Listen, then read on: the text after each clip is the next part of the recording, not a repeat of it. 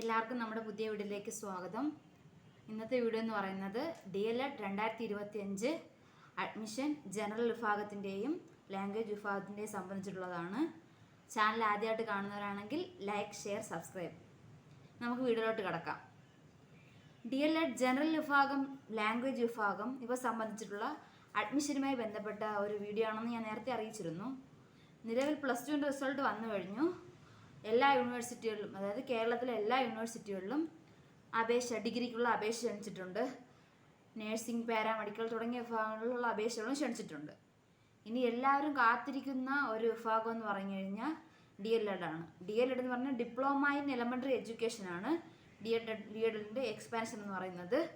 ഇനി ഈ DLED കോഴ്സിനെ കുറിച്ച് പറയുകയാണെങ്കിൽ ഇത് 2 വർഷത്തെ കോഴ്സാണ്. ഇതിൻ്റെ നമുക്ക് 4 സെമ്മുകളായിട്ടാണ് തിരിച്ചിട്ടുള്ളത്. 4 സെമ്മുകളിൽ ആദ്യത്തെ ഫസ്റ്റ് സെക്കൻഡ് എന്നീ സെമ്മുകളിൽ 5 ദിവസത്തെ വിദ്യാലയ അനുഭവ പരിപാടിയും 3rd 4th സെമ്മുകളിൽ നമുക്ക് 45 ദിവസം വീതമുള്ള വിദ്യാലയ അനുഭവ പരിപാടിയാണ് ഉള്ളത്. അതുകൂടാതെ ക്യാമ്പ്, ടൂറ് തുടങ്ങിയവയും നമുക്കുണ്ട്. ഒരു സാമൂഹ്യ സമ്പർക്ക സഹവാസ ക്യാമ്പ് നമുക്ക് ഈ കോഴ്സിൻ്റെ ഭാഗമായിട്ട് ഉള്ളതാണ്. ഇനി നമുക്ക് കോഴ്സിൻ്റെ ഡീറ്റെയിൽസിലോട്ട് പോവാം.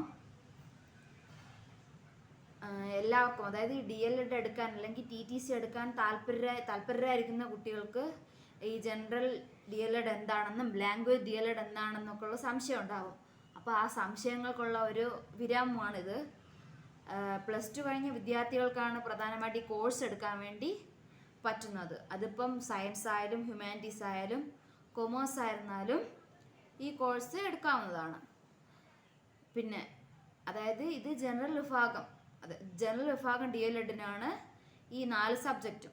അതുകൂടാതെ ഇനി ലാംഗ്വേജിലോട്ട് വരുമ്പോഴത്തേക്കും ലാംഗ്വേജിൽ സംസ്കൃതം, ഉറുദു, അറബിക്, ഹിന്ദി തുടങ്ങിയ ഭാഷകളിൽ അധ്യാപകരാകാൻ പഠിക്കേണ്ട, അതായത് LP UP തലത്തിലുള്ള അധ്യാപകരാകാൻ പഠിക്കേണ്ട കോഴ്സാണ് ഈ ലാംഗ്വേജ് DLED എന്ന് പറയുന്നത്. പിന്നെ ഇപ്പോൾ ഈ 2 വിഭാഗത്തിൻ്റെ അപേക്ഷ സെപ്പറേറ്റ് ആണ് വിളിക്കുന്നത്. 18 വയസ്സ് കഴിഞ്ഞ ഉദ്യോഗാർത്ഥികൾക്കാണ് ഈ കോഴ്സിന് നമുക്ക് അപ്ലൈ ചെയ്യാൻ വേണ്ടി പറ്റുന്നത്. ഈ വീഡിയോ ഇഷ്ടപ്പെട്ടാൽ ലൈക്ക്, ഷെയർ, സബ്സ്ക്രൈബ്.